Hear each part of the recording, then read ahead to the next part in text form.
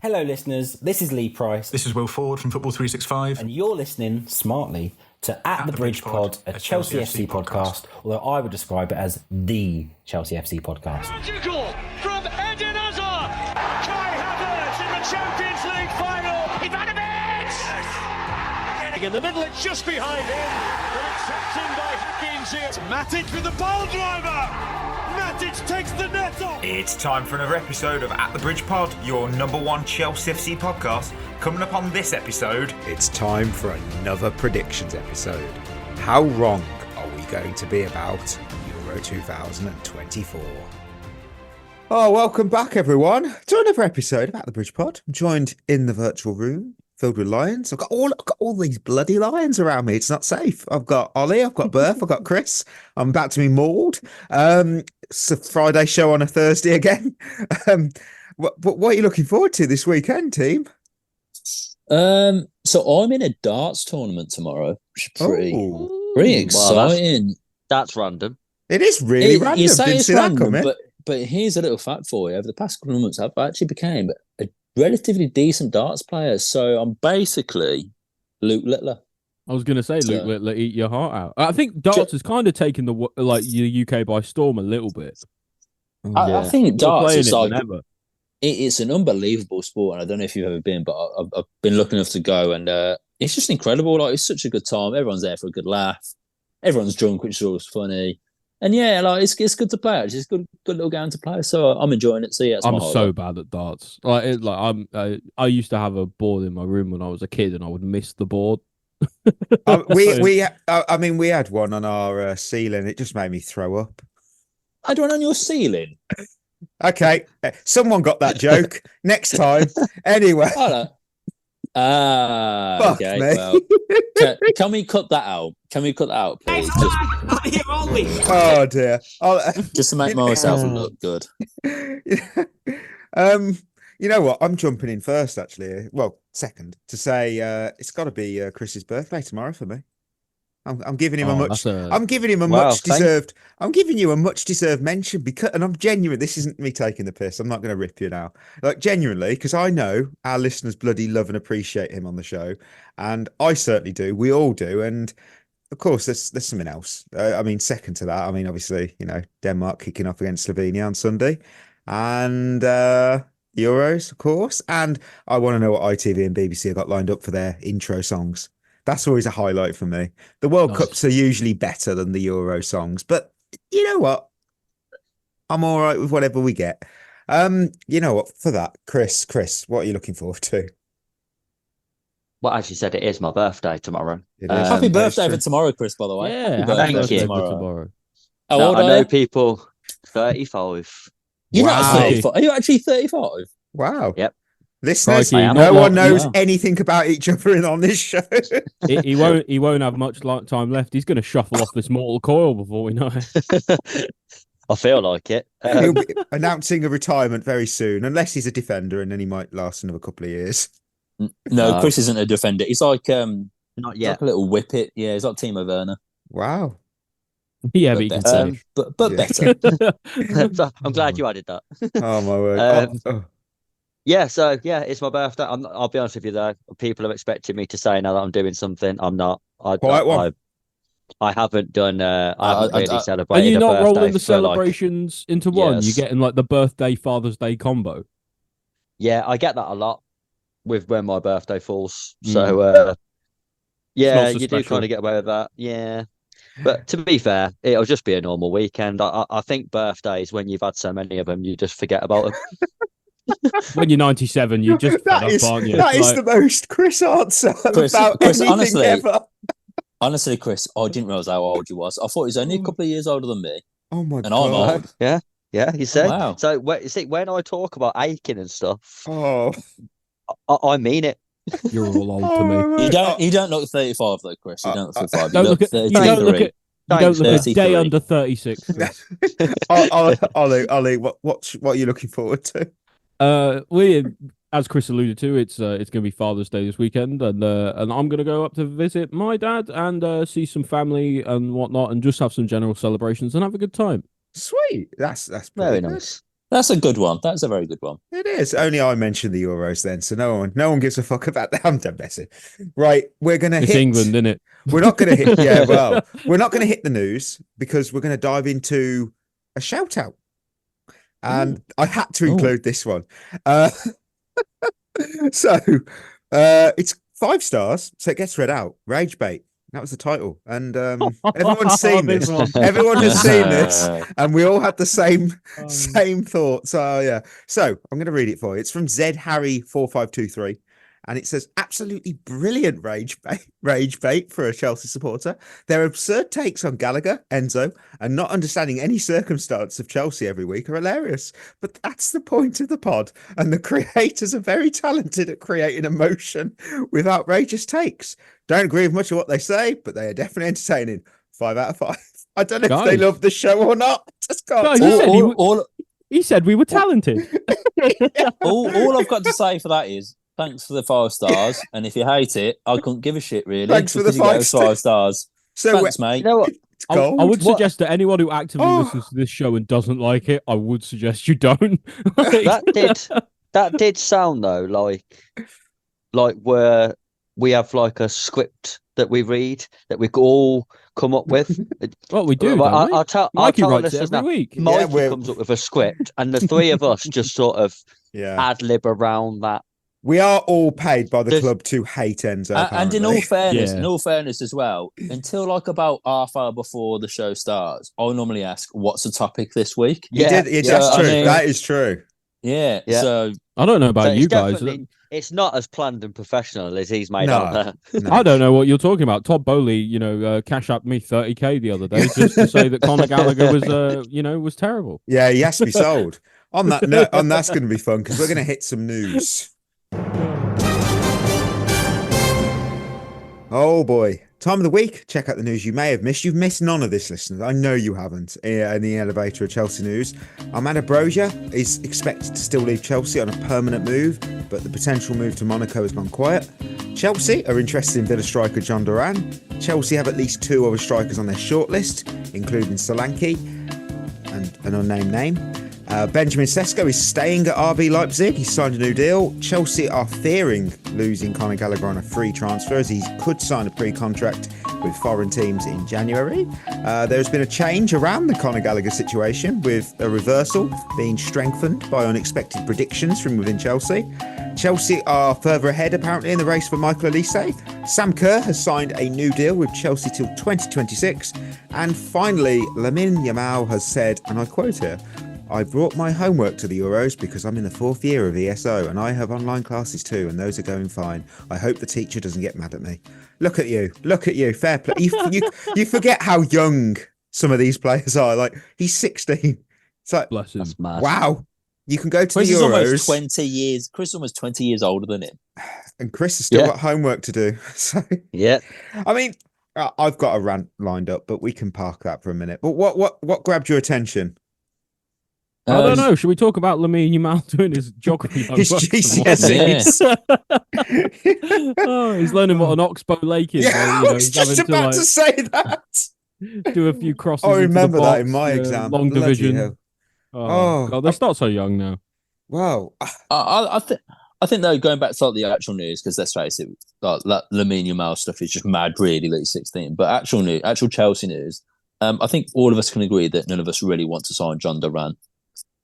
Surely. I will tell you, no one knows what's going on with the Gallagher deal. That's a fact. I mean, I've read now that he's focused on the Euros and he's not going to move. I don't know how this works. I don't need to know. But if a trade, that can't happen. That won't happen. Well, if a trade that was obviously muted. I mean, Gallagher for Jhon Duran, you might as well be repeating history's biggest blunder since, I don't know, Ronald Wayne sold his 10% stake in Apple back in like the 70s. I mean, he sold it for like fuck all then, and it's worth like billions now. I mean, Gallagher was our second best player last season. He's a homegrown captain, and he bleeds blue. I mean, letting him go to a direct rival that finished above us is straight up madness, because they are a rival. They're in the top 4. they finished above us. End of. That's a rival. And trading him for a player that Villa have already quite clearly don't want, that's a new level of insanity even for us. I mean, I get it. I do get it. Jackson does need some competition. And of course, we might even be starting the season without him due to that injury. We don't know what's going on. But this whole idea of bringing in an unproven young forward as a backup, that's not the move. I mean, dropping 35 million, could be more, on Villa's backup striker, that's a bit of a joke for me. I mean, we've got work in progress strikers. We've got Fofana. We've got Broja.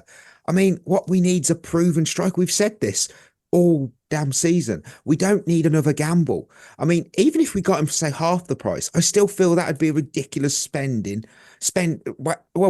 of our budget. I mean, we're talking about someone who's barely better than what we've already got on the bench. I don't get it. I know this obsession with the youngsters and this Project 2030 and vision, whatever, but I don't get it. I know some people have said, and especially in our Discord, that the positives of Jhon Duran, and I totally understand that.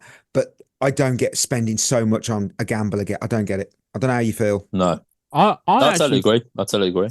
I actually don't hate the move. Like, I think 40 million. He's cashing out again, aren't you? From top. No, yeah. Ching. No. What I think is for 40 million, it's not. I think 40 million is a bit steep personally, and I don't think I'd really pay that. But Duran is a decent forward, and he's only 20. He's got a lot of upsides to his game. He offers something different.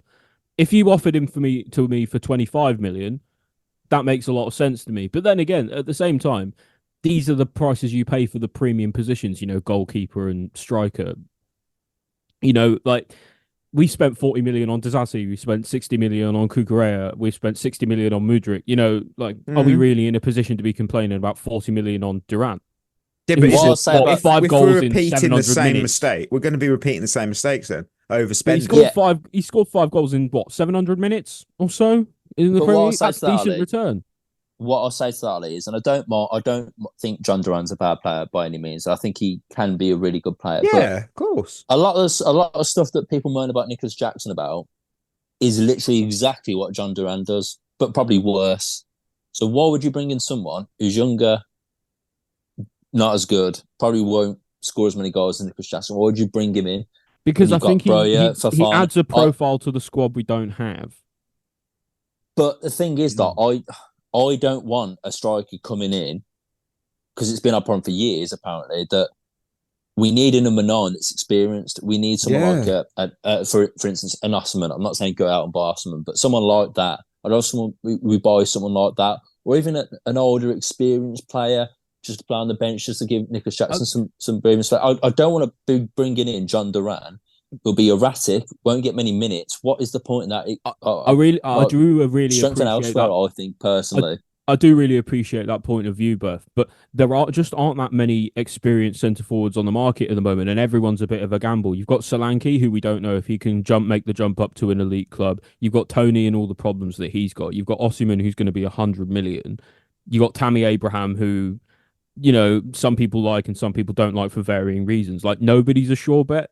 If you're going to not get a guarantee, you should at least get a guarantee that you might be able to profit off of. But I don't know. That's just the way I'd see it. I mean, if you really want to get really irritated, comparing his non-expected goals and assists compared to Jackson, it's terrifyingly low. It really but he's played barely any minutes. He did barely play though. He played 700 minutes, and like you say, like you're saying, he can't get a game at Aston Villa, but he was playing second fiddle to arguably the best informed striker of the season last season in Ollie Watkins. So it's one of them. I mean, if we sign him, I'll back him and I want him to do well. Of course I would. I mean, he would be a Chelsea player. I still think 40 million is a lot. I just find that a ridiculous fee. But that's kind of the game we're in now. Everything seems overpriced. So why not go out and try and sign Ollie Watkins then?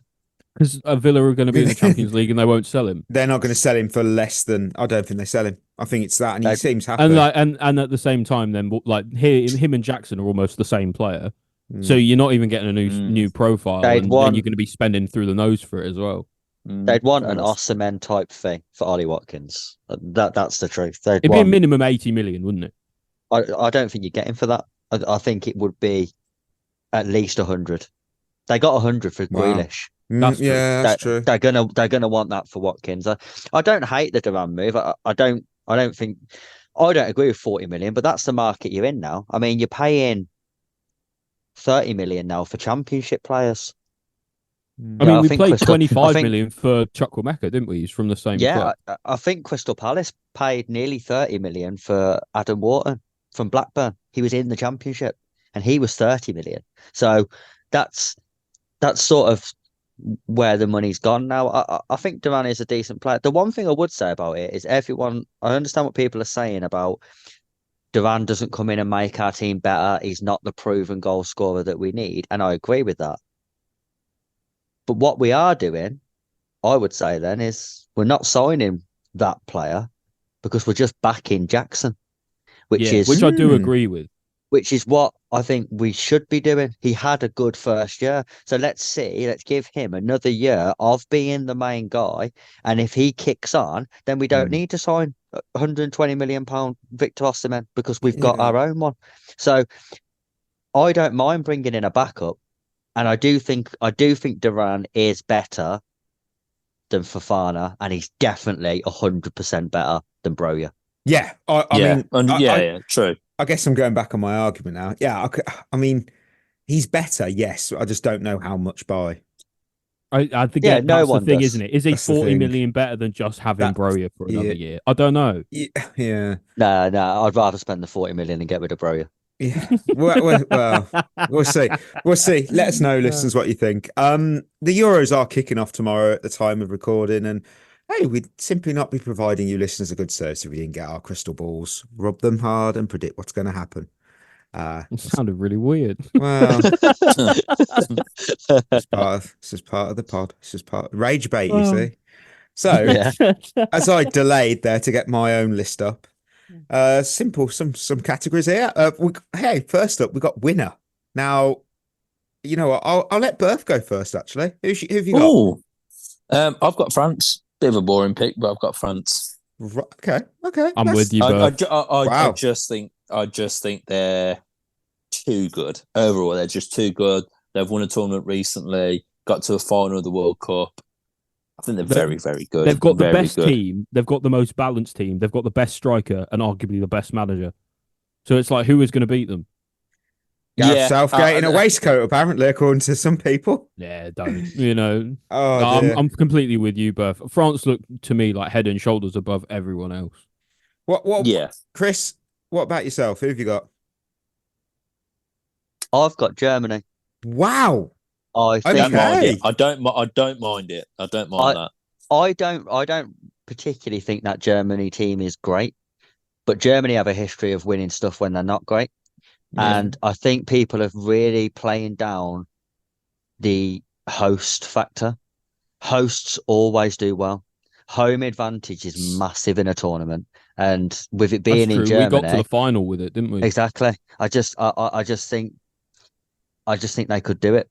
Because it's in Germany. If it wasn't in Germany, they wouldn't be anywhere near it. But just that home advantage, I think, could be crucial. Wow, I've gone Portugal. I don't mind that either. That's not a bad shout. I've been precise. I've got Portugal to beat France in the final. That was what the predictor turned up. So that's how I got to it. I think my problem with Portugal is I don't think they're good enough at the back. I can understand that. There's more layers to this onion of a prediction. We'll see later on. Who have you got for 4 semi-finalists? Obviously, you've all got technically France in there. I've got Portugal. Well, I mean, I've got Germany, Portugal, France, and England.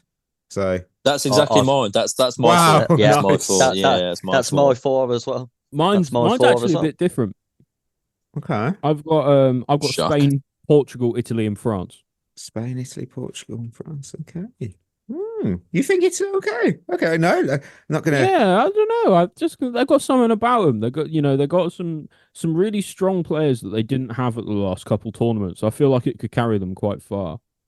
Well, this is going to be fun. How will England and Denmark fare? Because we include our own.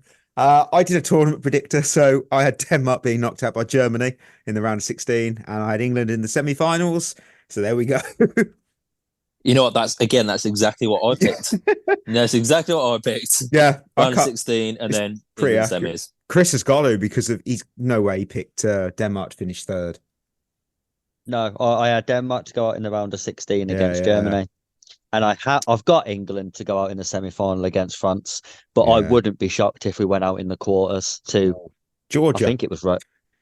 Was it Georgia? It might have been Romania on mine. I think we can play Croatia. I think we play Croatia in the quarters, don't we? Or Italy in the quarters.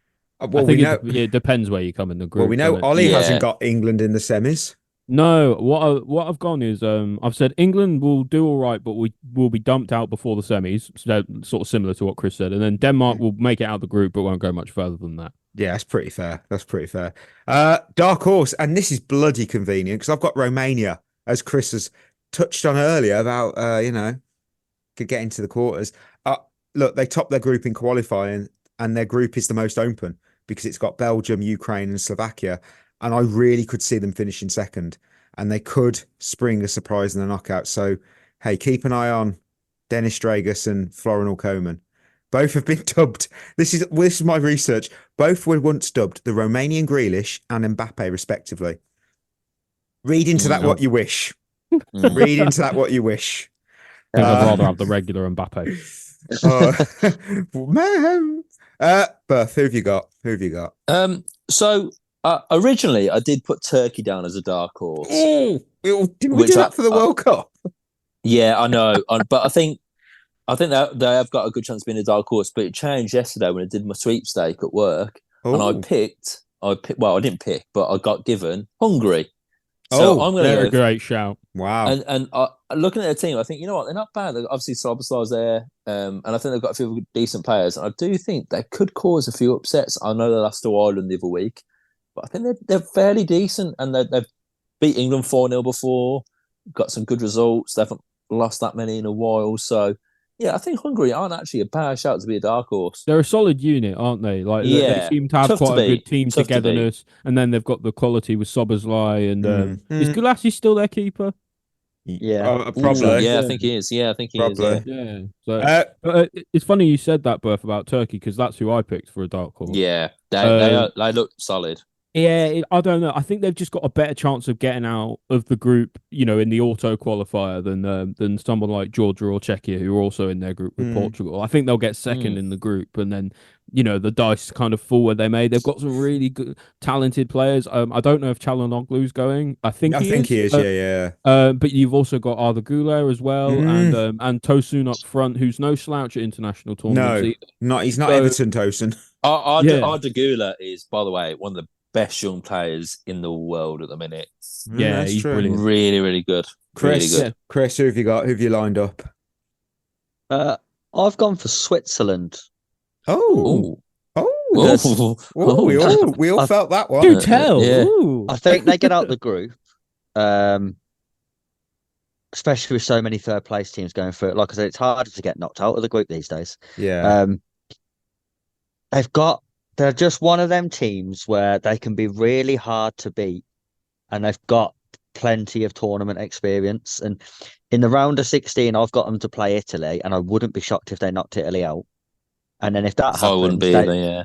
If that happened in the quarters, they'd have England, and I wouldn't be shocked if they knocked us out, because they're just one of them teams who they can hang on and get to penalties, which is then a lottery in it. Yeah, they have some decent players as well. They got Xhaka, they got Akanji, they got I don't know if Shaqiri's going this season.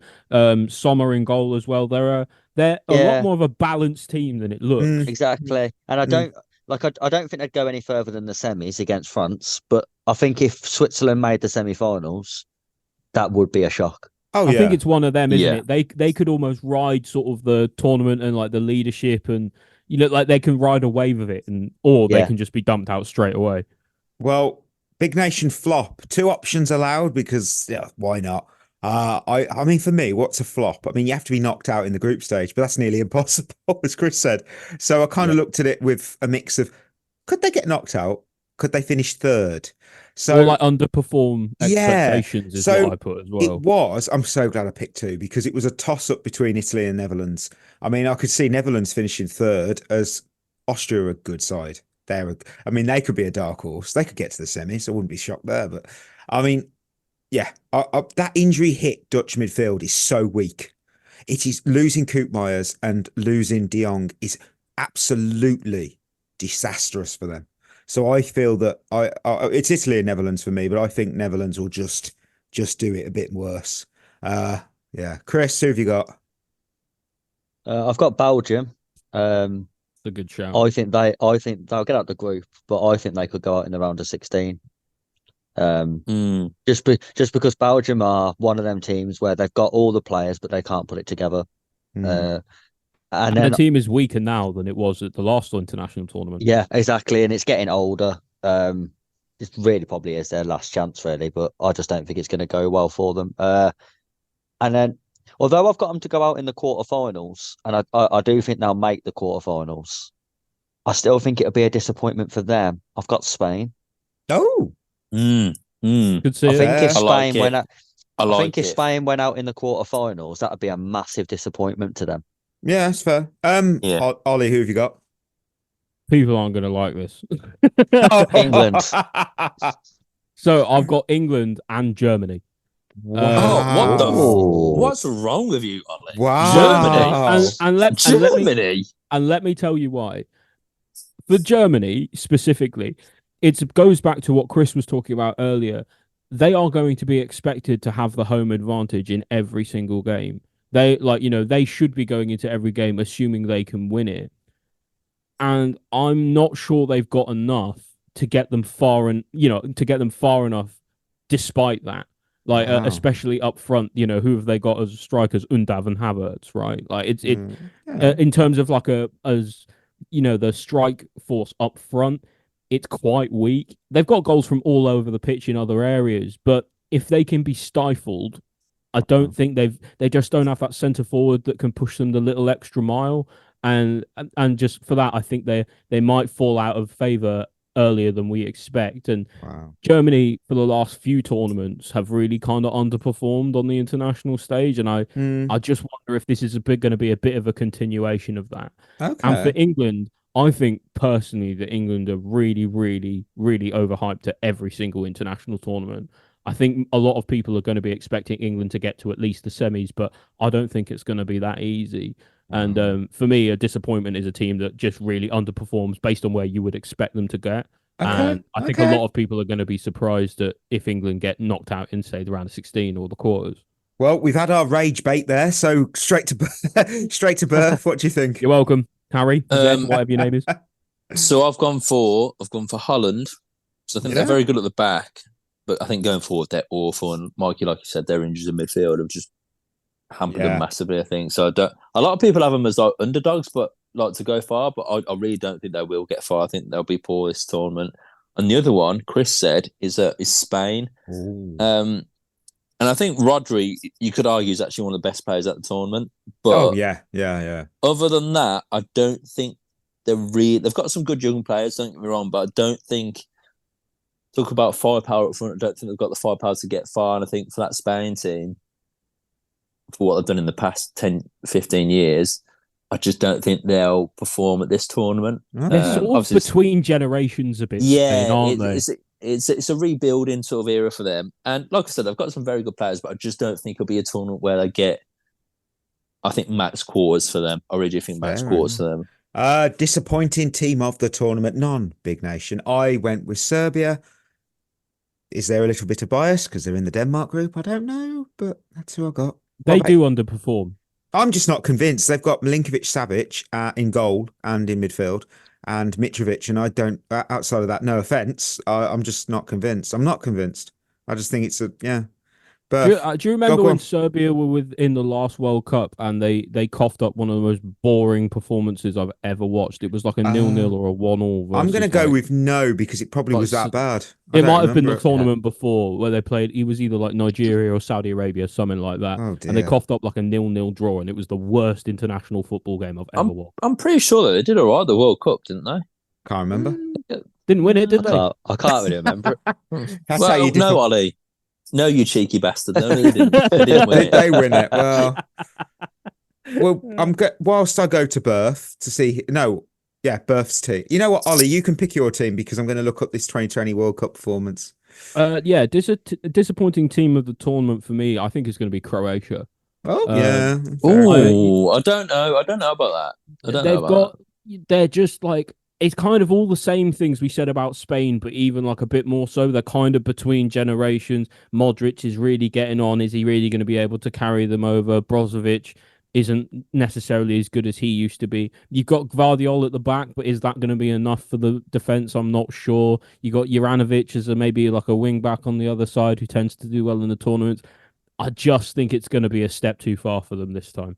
Okay, I'm still not pulled it up yet. There is. Well, Serbia weren't in that group. They weren't in that group. Should I just say mine? Yeah, please do. Please do. Right, so maybe this is my like patriotic England voice speaking right now, but I think my disappointing team is Scotland because I wouldn't be shocked at that, to be fair. Because I just think that it like Scotland, Wales, and other than like Wales in that 2016 tournament, whenever they get into these tournaments, they just flop in the group stage. They do terrible, and I don't think this will be any different. I think Scotland haven't got a bad team on paper, but I just think, again, they won't get the group stage. And there's a lot of hype saying this is one of the best Scotland teams has been in ages. I don't think they'll get out the group. So, yeah, it has to be them. Just as a teaser, what did you all think Serbia did at the last World Cup? It's not a trick. It's just a genuine question. Well, didn't get out the group. Round of 16. I guarantee, now that I said I thought they did all right the last time, they won't get out the group. They got the same amount of points as Denmark, which was lovely 1, and they finished in the exact same spot as Denmark, 4th. Right. There you go. Wow. See, told you they did well. Yeah, they did did some of the worst football I've ever knowledge. seen. Right. All knowledge. And do you know what? And the thing is with Serbia is they do have players that can win them games. You know, they got Milinkovic Savic, they got Mitrovic as well. Like these are players who really can like make a difference in games, and it just doesn't seem to carry them very far. No. Yeah. Chris, who have you got? Who have you got? I found this one really easy. Poland. Oh, yeah, it's a great show. Every tournament, people are like, "Oh, they've got Lewandowski. Watch out for Poland," and they're always shit. Yeah, and he's what? He's 2 years older now. Yeah, and Lewandowski just stands up front for Poland, not getting the ball. That's what happens, and Yeah. they are one of the most boring teams to watch as well. Yeah. I think that's a good shout, and that rounds that off. So, Golden Boot, I had Harry Kane. I wrote it down, and then I crossed it out and put Kylian Mbappe because I'm sensible. I also did the same thing. I've got Mbappe as well. Yeah. Chris. I think Kane will be up there, though. Kane will be up there. Yeah, because it's the groups. It's how they do in the groups. That's usually where you get most of you. You've got Lukaku. You know what I mean? Yeah. Yeah. What? That's exactly what I looked at. I think Golden Boots at tournaments are won in the group stage, so that's why I don't think Mbappe will win it because their group's quite strong. That is good. Yeah. I don't think he'll get a lot of goals. Harry Kane could, but I just never like to back England players because you just never know whether they're going to turn up or disappoint you completely. Yeah. So I've actually gone for Lukaku. Yeah, I think Belgium's group is really easy. I think he could quite easily bag a hat trick in one game, and then you only need maybe another 1, 2 goals. 5 goals at a tournament normally wins you the Golden Boot. Yeah, five is the minimum to win it for sure. Yeah, I'm just going to look up the Euro top scorers from previous years, but Ollie. I'm going with Mbappe. I did toy around with the idea of saying Olivier Giroud. You know, he's going to come on a lot. Ooh. He's always available when France need a goal. You know, he's reliable. But I just can't. I can't see him getting more goals than Mbappe in fewer minutes. Right. I don't think Ronaldo is a bad shout either. To be fair. No, I don't either. I don't. You're going to love this. So last one was tied with Chick and Ronaldo 5. Yeah. Before that was Griezmann with 6. The Ukraine-Poland one in 2012, 6 players had 3. Oh, is Danny Welbeck on there? Is Danny Welbeck on there? No, Alan Shearer's the only England player that's ever got onto it. And he scored 5. Yeah. Oh, Michel Platini got 9 in 1984. Crikey, what a performance. Fair enough. So Chris has a good point. He has a good point. And to be honest, there's every chance that for everyone that we've said, you know, like Mbappe and Ronaldo and Lukaku, it could be someone like Patrick Schick. Yeah, it could be. It could be like Undav for Germany. Yeah, that's true. Player of the tournament, it was last won by Donnarumma. So since I'm picking Portugal, I'm going to say Bruno Fernandes.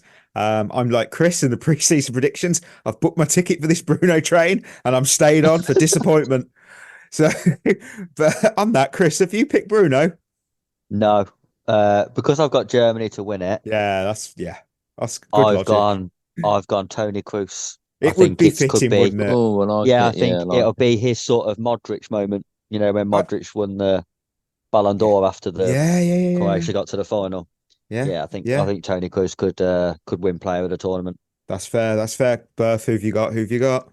I've actually gone for a double Mbappe here, and I think if he wins top goal scorer, he's definitely going to get. I mean, France, I think are going to win it, so I think I've got to go with Mbappe. Toured with Griezmann, but I thought, you know what, I've got to give it Kylian. So yeah, that's totally fair. Ollie, who have you got? I actually went with Rodri. Oh, wow. You know, where'd you have Spain to finish? Sorry, I had Spain in the up to the semi-finals. So I feel like because it's quite a young team and he's clearly the best player on it, I feel like he can drag them to a performance or two, and I don't know. I think people will recognise that. I don't mind that. I don't genuinely mind that because I think, like I said, I think Rodri's probably Rodri's probably one of the best players there. But I do think normally in these tournaments they give it to the attacker, and I don't think Rodri's the type of person to take a game by the stuff in the neck. I tell you what, I think it depends though. Tell you what, if Rodri has like a decent tournament and scores in the final, they'll give it to him, won't they? This is some more research maybe for Mikey to do, but I don't think they give player of the tournament to someone who doesn't at least make the final. Oh, I'm really glad you've brought that up, Chris, because in front of me I have that information, and I can tell you that the last time a player won that award who wasn't in the final was never, and the last time the player won that award who didn't win the tournament was also never. So unofficially in '92 it wasn't official, but right, well, you heard it here, folks, unprecedented. Schmeichel won it for Denmark, who also won. That wasn't official though. '96 was Sammer, who Germany won it. Zidane in 2000, well, they won it. Zagorakis in 2004, Greece won it. Xavi and Iniesta for the next two tournaments, Griezmann and Donnarumma. So there you go. That's what I mean. You have to pick who it's you always think a winner, isn't it? Yeah. Under 21 player who becomes a star. So of course I'm sticking with the Portugal theme, and he'll be in the final lifting the trophy with his teammates, Antonio Silva, because he's partnering Ruben Diaz in that defense, and I think expect a summer of transfer rumours surrounding him. I mean, Benfica are going to be there going, not again, but in the same sense going, yes, again, we're going to get absolutely paid. So that's what I expect. I expect it because it's going to probably be us, won't we? We need a defender at some point again. And we'll just be like, here comes the money. So I'll best really play that, shouldn't I? Yeah. Should really play that. Yeah. I mean, who have you got? Who have you got, Berth? Who have you got? So I've gone, I mean, he's literally on the brink of 21, and we mentioned him earlier. Benjamin Sesko. I do think that's okay. We'll allow it. Not like the Premier League when they do it. Yeah. But I don't think, obviously, I don't think they're going to get far. But I think he's going to have minimum 3 games. I think in that 3 games, he'll be highlighted, and I think he's a player. From what I've seen, looks to be an absolute player. Looks to be a handful. Really good finisher. So I think he's going to have even more eyeballs on him. And I know he said, staying at Leipzig, but. The best thing he could do for his career is score against England. Yeah, which he will. He will, by the way. Someone will cheekily try and make a bid this summer and go, but £80 million. Yeah. Chris, what do you think? I've gone with Bakayoko from Belgium. Oh my word! I had flashbacks then. That name gives him PTSD. Yeah, I went straight to Timu. I was like, oh no. Young winger from PSV. He's got 3 goal involvements in 7 games for Belgium. It's a good shout. It's a good shout. I love it. I think, and he's one of them players where he's an exciting player to watch, and I think that stands out at a tournament, even if you're coming off the bench, like Jeremy Doku at the last one. Yeah, good shout. Everyone got really excited about him. Or El Shaarawy when he was playing in the last. And I think he's still there. I think I've heard. I don't know. I kind of gambled on that being true. Ollie, who have you got? Who have you got? I've gone sort of the total opposite end of the spectrum to Berth. I went with Lamine Yamal. I was tempted by him. I was half tempted by Arda Güler as well, but I went with Yamal in the end because he's so young, and I think he's actually going to. Will he play? I think he will, and I think for me. I think this tournament is going to be like when he properly announces himself to the world as like the world beater. We know that he is like destined to be. The thing is, right though, with this. I'm pretty sure Mikey mentioned it in the categories. To get a big move, and I just think Yamal is already at Barcelona. Güler I agree, but I was already at Real Madrid. It could certainly drum up interest. Is what I think. Yeah, I get that. Yeah, you never know, and I think and Barca for me, need money. Yeah, for me, like to be an under-21 star that like shines at a tournament, you kind of have to have a bit of a breakout. Yeah, I mean, if he was to win and do the double with getting young player of the tournament and 4 GCSEs at grade A, that'd be pretty something. That'd be something. I don't know what the equivalent trigonometry is and algebra. Yeah, I don't know what the equivalent is in Spain. I apologise. The last 2 young player of the tournaments, though. I mean, this isn't the award, but point. Renato Sanchez and Pedri. Well, those are 2 very different career paths. Very different career path. I couldn't even tell you what Renato Sanchez does now. He is playing. He was at Roma. Wow. And I think they've let him go as well, haven't they? He's done all right, I think. I know he was really hyped and he kind of fell off, but I think he's done all right for his career in the end. He got injured at Roma again. He's had too many injuries. As I say, I don't think he's had a great career. It's unfortunate for him, isn't it? I don't know. I thought I got confident then, and I still haven't. Exam preparation, GCSE, A levels. That's what comes up with Spain. So if you're a Spanish listener, let us know because I'm actually really curious, and Google's not helping me. Finally, though, best dressed manager, sponsored by the Ryan King because it was his suggestion. Thank you, Ryan. It was you know what? This was the easiest choice because I know everyone's going to go. I found this really difficult. Right. So yeah, I found it easy. It's obviously, realistically, you could say Deschamps or Nagelsmann. And I fully believe it will be Nagelsmann because he's going to wear some head-turning outfits, especially for a home tournament. But I've gone left field. And I've chosen the Switzerland manager, Murat Yakin. Because if you look at him, pause the show, go look at him. He looks like a Bond villain in all the right ways. He is a suave gentleman. And I feel he's going to turn up in some kind of suave outfit. And I'll go, that's our gentleman there. That's the winner. That's the winner. So with that, Berth, it's easy apparently. So go on. I've gone for Nagelsmann. Maybe a boring choice, but no, it's right. It's the right choice. That guy is sharp. He is sharp in what he wears. So I just kick flip into the stadium. Yeah, he just looks cool, doesn't he? So yeah, it's easy choice for me. And at Germany as well, the fans are going to love him. He'll be a bit jazzy, I'm sure. Nagelsmann all day. Right, Chris. Well, I've gone with bit left field, I guess. I've gone with Vincenzo Montella. Oh, Chris, you are a man after my own heart. That's who I went with. Wow. Yeah, you know why? Because Italian managers, you get one or the other. So you either get tracksuit, polo top, looks like they're on the training ground, or you get full suit. Yeah, and Montella full designer Gucci suit. Yeah, Montella is a full suit guy. Yeah, you know what? I'm looking at him now. Yeah, he rocks a suit, especially sort of like the all black, which he can wear for any team he's playing against. Funeral, but he's not afraid to push the boat out a little bit. He's a handsome fella too, Yeah, and it's funny. I've just looked up, just out of curiosity, Enzo Maresca, because of obvious reasons, and he was tracksuit. Like just exactly how Chris called it. Yeah. I love that. Oh my word! I like a tracksuit though. That's what you get. I like a tracksuit though. I'll be honest. I'm old school. I like a tracksuit. If you want to wear like a 3/4 zip, whatever, I like it. Yeah, I like it. Yeah, I don't mind that either. Right, there's our predictions. Let us know yours, listeners, as I hit the microphone. Let us know because yours are probably going to be more accurate than any of mine. But hey, Christmas questions, because there's 3 bloody good questions. First up, I've got JBH25 who's asked, who has the best and worst kit at the Euros? I've got a really good answer. I've got 2 good ones. Okay, I'm curious. Go on. Well, I'll go first. I'll go first. Please. So I've gone for the Portugal away kit, which I don't know if you've seen, is really nice. I think it's like light blue, got nice little pattern on it. Yeah, that is nice. Very, very, very sharp. And then I've gone a bit basic on the second choice, but I also think it's very clean, very cold. It's a France home kit. Yeah, that's fair. The classic. Really like it. Really like it. Again, I'm old school. I like a bit of a plain shirt, but really, really nice. Which one was the worst one you picked? Oh, I didn't realise you had to pick a worse one. Get back to me on that one. Best and worst. It was best and worst, but whatever. It's cool. Sorry.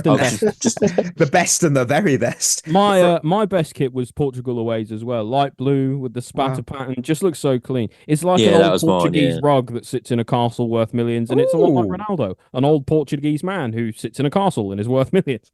Yeah, that's fair. That's fair. What's your worst? For worst kit, I've gone with the Belgium home kit.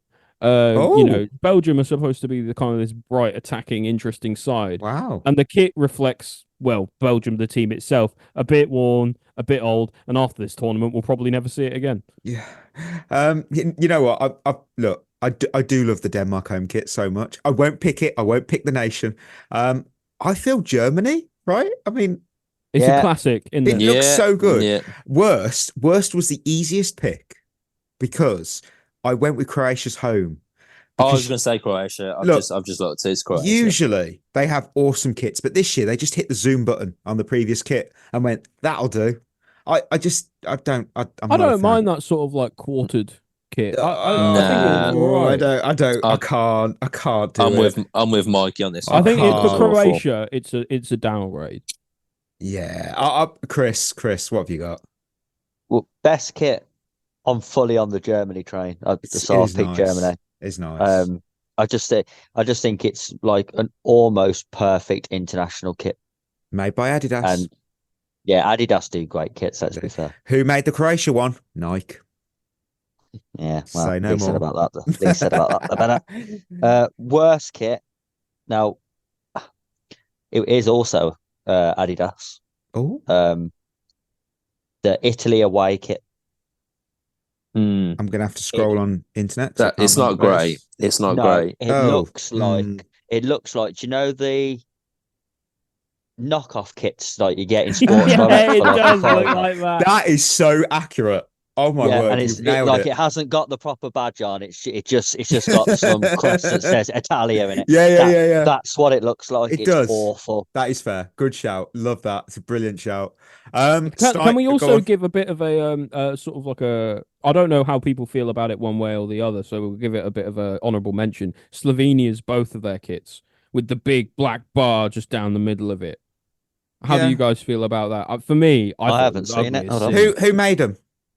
Nike. Hey, see, I'm just saying, just Adidas, just saying. They've just got this weird, like, and I understand it. Maybe it's something to do, like it's a cultural thing, so I don't want to be insensitive, but it just looks lovely.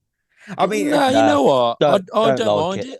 I don't mind it. It looks like they've been run over. There goes the insensitivity train. Oh my word!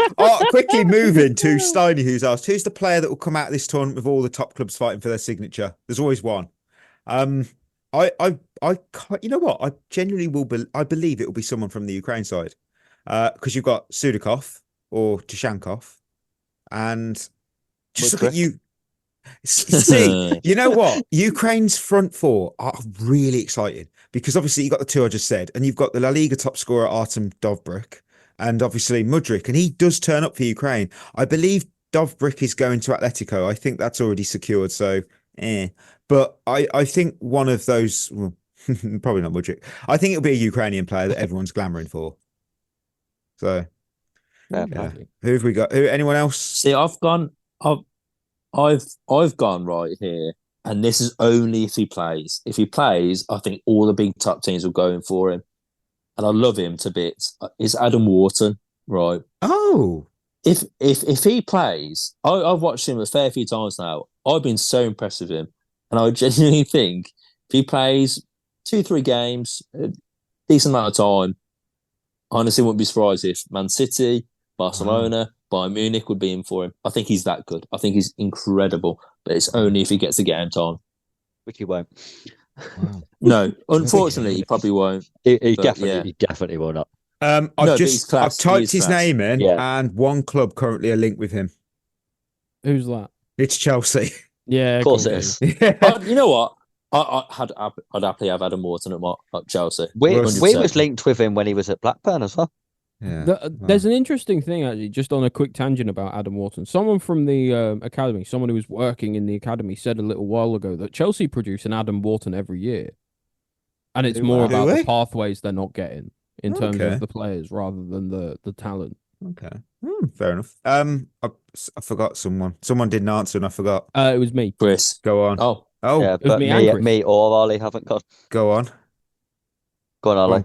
Oh, okay. I'm going to go with Mamadashvili from Georgia.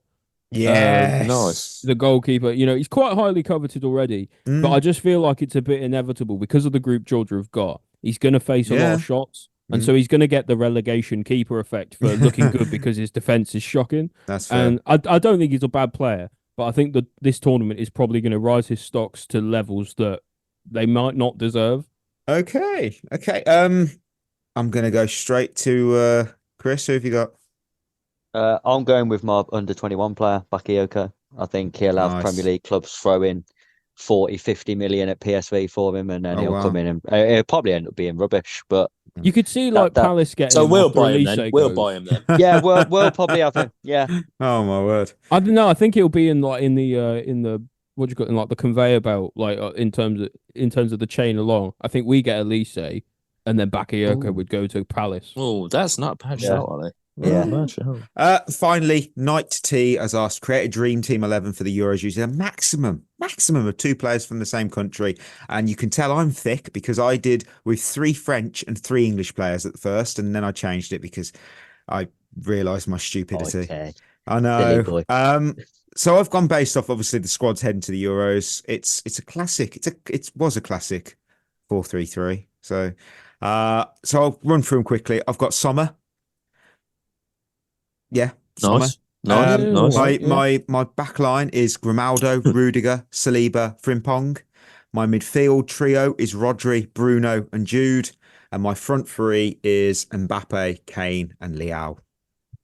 I like it. I like it. Strong attack. I like it.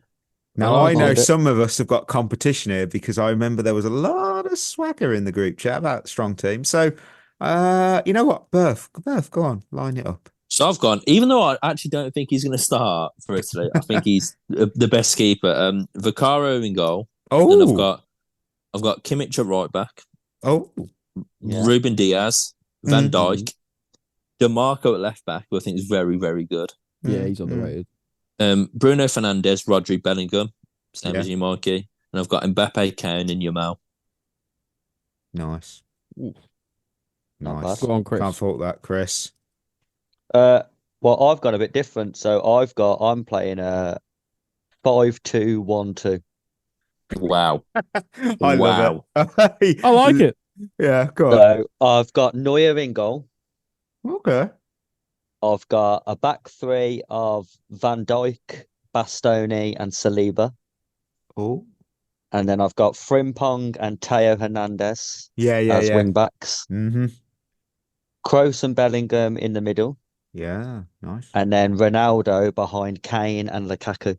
Wow. Wow. To be fair, Not bad. I had Hernandez as replaced by Grimaldo when I realised I had 2 French players already. So fair play. For the curiosity, Saka was the Leao replacement. So yeah. Ollie, who have you got? Okay, I'm going with a 5 diamond 1. For God's sake. So I've had to do a bit of jiggery pokery in order to fit everyone in who I wanted to fit in. My goalkeeper's Mike Maignan because I think despite his injury issues and the fact that people maybe overrate him a little bit, I think he's still a quality keeper. The wing backs, I've got Grimaldo and Frimpong. You know, get the Leverkusen. Nice. The 3 defenders are Ruben Diaz, Van Dijk, and Bastoni. I've got 1 box-to-box midfielder at sort of the base of the diamond. That's Bellingham. Then I'm going to have in the sort of the 3 other players who make up that diamond are Foden, Wirtz, and Musiala, and nice Mbappe up front. Wow, nice, fair play. You know what? I think because it's going to be a long one, I'll do the Lone Army on Monday. So we've got Hazard's headliners. We always do. There's a player in the news. 5 clues. They get easier. Blah blah blah. First clue is before he became a footballer, he trained to become a carpenter until the age of 20. And someone's going to know the answer to this after that. Ain't gonna be me. No. I thought it might have been. You just go, oh, I'll tell you what, in a pub quiz. Okay, clue 2. He's played with Djibril Cissé, Gael Kakuta, and Luca Toni. That doesn't help me at all. No. Gael Kakuta's rogue there. He has represented 3 different clubs in the Bundesliga, including Bayern Munich. No. Okay. All right, I'm going to go for it. Oh, It's a total guess. Is it Kingsley Coman? it is not, but I'd love to know where you thought he played with Gael Kakuta. I don't know. I Yeah. was wondering if he played in France with him or something. But he's only played at PSG over there, so And I'm pretty sure Coman won about 3 Champions Leagues before he's 20. So yeah. I don't know. Could have been. It could have been. Number 4, might give I mean, this it couldn't, away. but it could have been. He is his country's all-time top goal scorer with 71. It's a lot of goals. It's a lot of goals. It is a lot of goals. It is a lot of goals. Number 5, you've got to get after this. He holds the record for the most goals scored in World Cup history. Oh.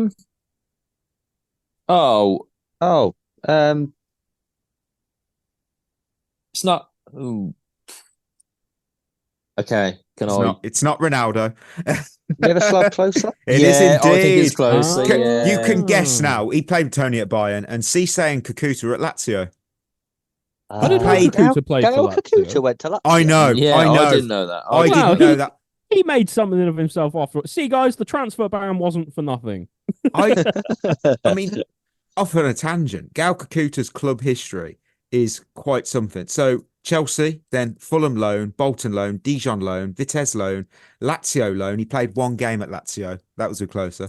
Big impact. Rayo Vallecano loan, then Sevilla, Hebei China Fortune, then Deportivo on loan, Amiens on loan, back to Rayo Vallecano, Amiens again, Lens on loan, Lens then on a permanent, and then Amiens again.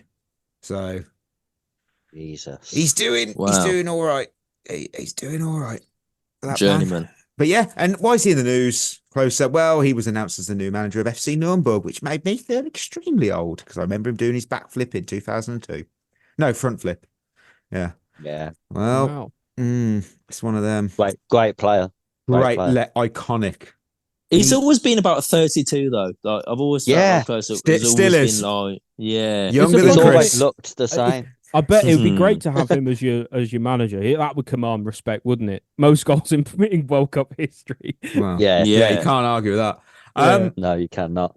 Listeners, end of another episode. Thank you as always for listening. Treat yourself well. We'll be back Monday. Probably going to do a deep dive on Sonia Bumperstore's tactics and everything else that she'll bring to the women's team. And of course, Lonami Carousel. So that's an instant tune in. And will Birth win it? Who knows? Who knows? Right, with that, we'll enjoy the Euros. Until next time, that's us signing off. You've been listening to At The Bridge Pod, a Chelsea FC podcast. Follow us on Twitter and Instagram by searching for At The Bridge Pod. And if you're listening on Apple or Spotify, leaving us a review is always appreciated.